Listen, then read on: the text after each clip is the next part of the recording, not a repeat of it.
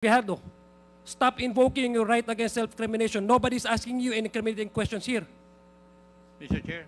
And Mr. Chairman, Understanding the fact that there is evidence to controvert his statements. And ito ay nakakabahala at posible namang maging hadlang sa ating investigasyon kasi gusto lang talaga natin yung katotohanan. No more questions, Mr. Chair. Thank you, Congressman Suwan. Just Mr. Chairman. DSJJ, I just would like to ask a very short question to Colonel Grijaldo in relation to the questions asked by Congressman Suwan. Doon ba sa investigasyon nyo, you were the chief of police ng Mandaluyong when the Barayuga assassination happened, correct? Yes, sir. And base sa inyong investigasyon sa nangyaring yon, ano ang posibleng motibo sa pagpatay kay kay General Barayuga? Your Honor, hindi na nga po ako na-discuss during the ng SITG report because I was not already that time. On whose orders the SITG was formed? Is it the chief of police or somebody higher than you? On the district level, Your Honor. So and who was that? The district director, Your Honor. And he was the district director at that time?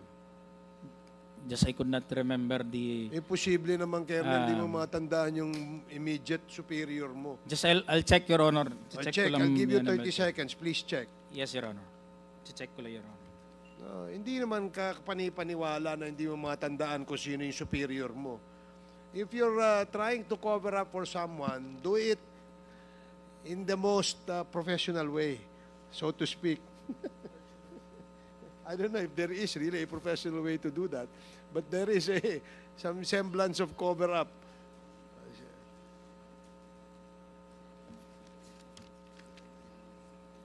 The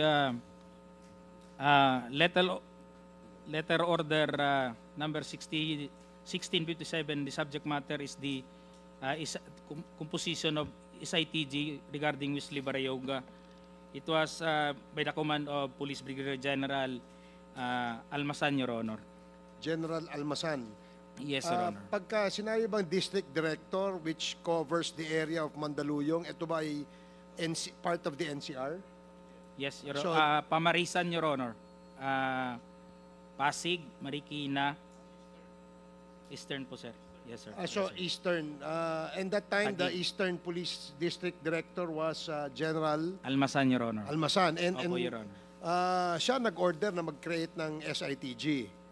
Yes, Your Honor. So, did you not conduct an immediate initial investigation on that assassination incident that happened within your area of jurisdiction? Wala ka bang ginawang investigasyon? Nag-conduct din po kami ng investigation, Your Honor. We were able to get affidavits of those duty that time in PCSO. I was able to extract the CCTV on the fronting the crime scene, Your Honor. So, what is shown on TV yung sa side Yeah, Your So Honor. you have There was another- an establishment, Your Honor. Meron kang another video. Ano, Your Honor? It was only the CCTV that time on the establishment on the side, Your Honor. Okay. Yeah. And what was the finding? What was your findings in your initial investigation? Yung inano namin, Your Honor, yung perpetrators, Your Honor, sinundan namin yun, binacktrack din namin, umabot hanggang dun sa Guadalupe, yung CCTV ng MMDA, Your Honor.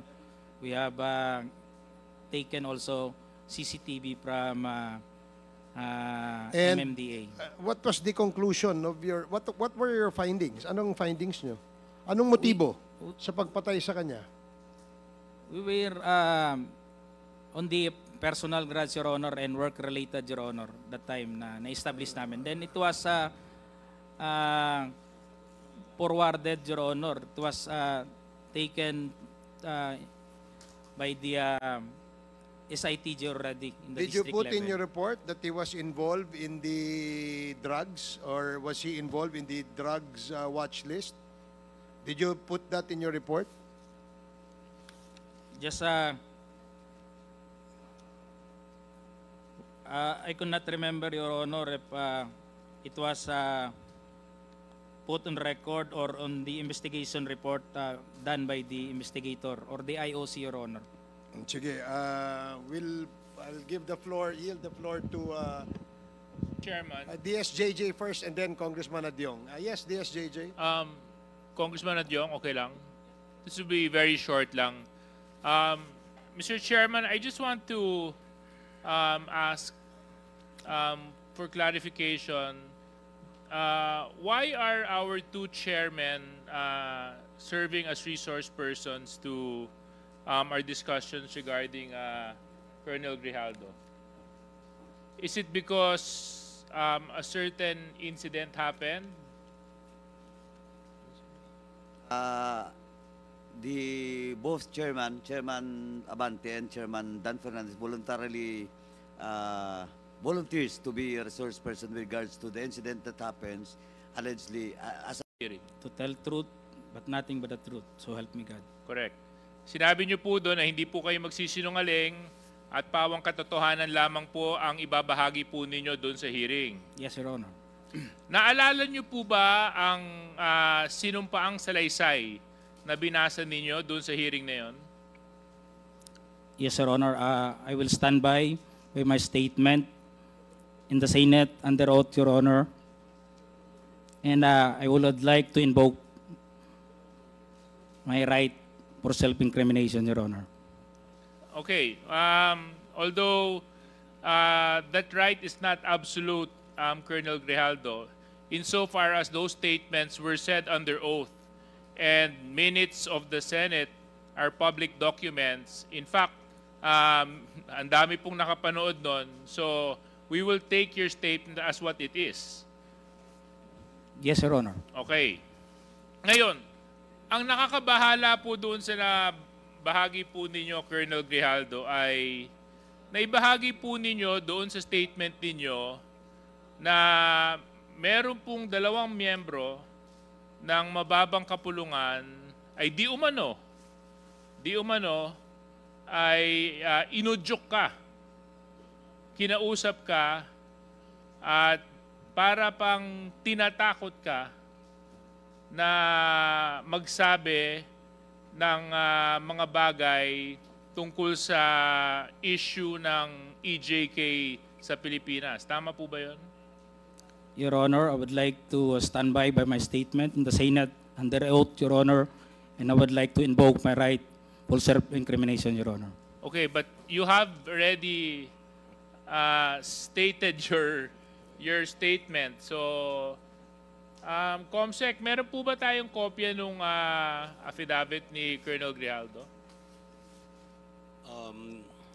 Your Honor, I apologize, we have not secured a copy of... But I think the very resourceful Chairman Acop will allow me to...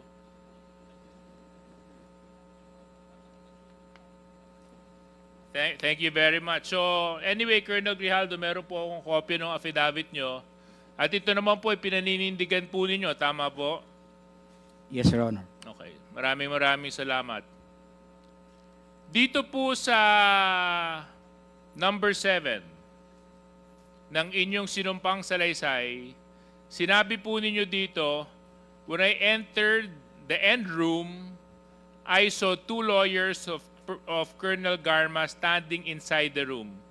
One of the lawyers approached me and then asked me what we were going to talk about. And I said that I do not know.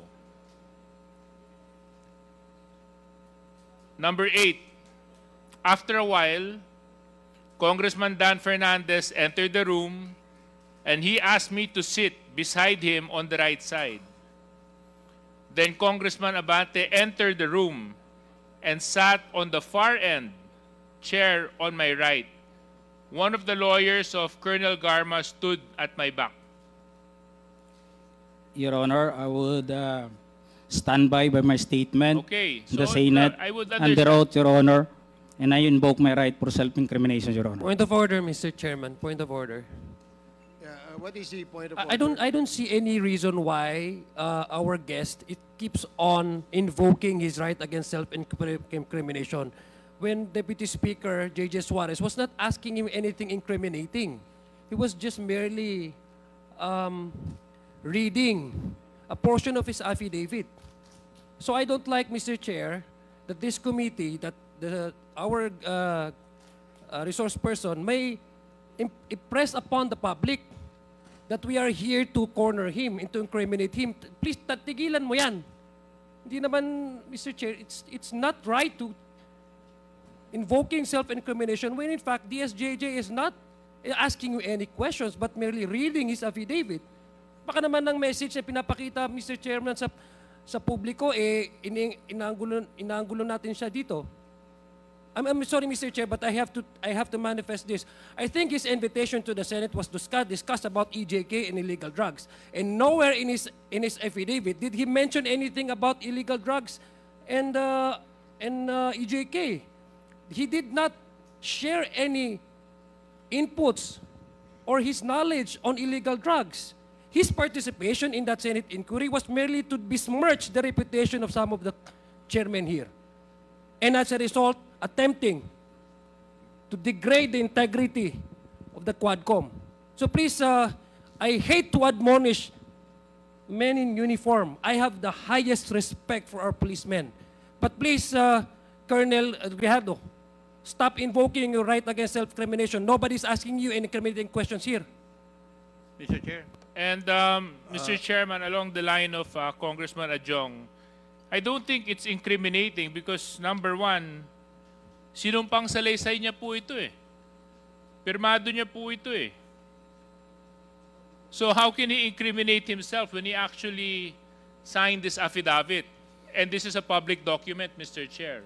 So if our resource person is invoking this right to self-incrimination, I think that is out of order. Okay. I'd like to remind the resource person that the questions being asked of you are the statements you made in your affidavit. And the questions that DSJJ is asking is whether you confirm those statements that you stipulated in your affidavit. Dahil affidavit, pinirmahan mo yun, there's nothing incriminating no doon sa tanong ni Congressman J.J. Suarez. So please answer appropriately the questions being asked by the members. Congressman Acop? Mr. Chair, may we ask the resource person the basis why he is invoking his right against self-incrimination? Yeah, please answer. What is the basis of you invoking the right against self-incrimination?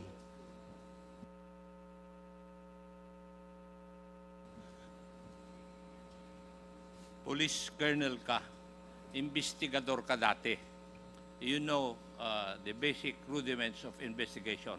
Alam mo dapat kung kailan i-invoke yung right against self-incrimination. Di po ba? Kasi nagko-conduct ka ng investigation eh. Now, may I know your legal basis why you are invoking your right against self-incrimination?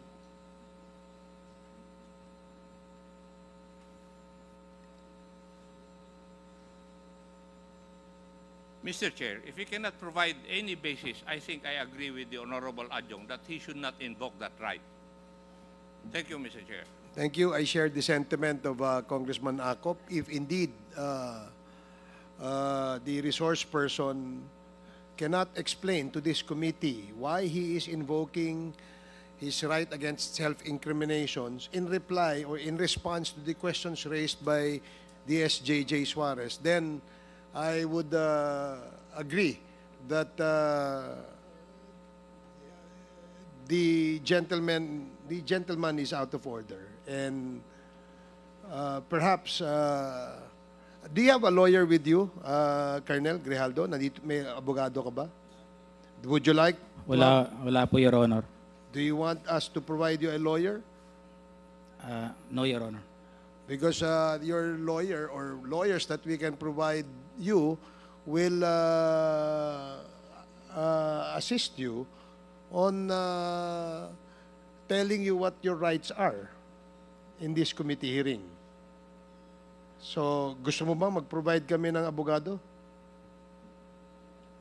No, Your Honor. So, you will answer and reply to the questions of the members. Now, DSJJ, Yes, are you... Mr. Chair, maybe another opportunity we can provide to the resource person. Colonel Grijaldo, kung kayo po ay hindi komportable, dahil nga maraming nanonood at nasa publiko po ang hearing na ito, would you want or would you request for an executive session so that you can divulge the details and the truthfulness to the affidavit that you executed in the Senate hearing? No, Your Honor. Okay, so therefore we can proceed, Mr. Chair. Please proceed. So, Colonel Grijaldo, matanong ko lang po, ano po ang nag-udyok sa'yo para i-execute tong affidavit na ito?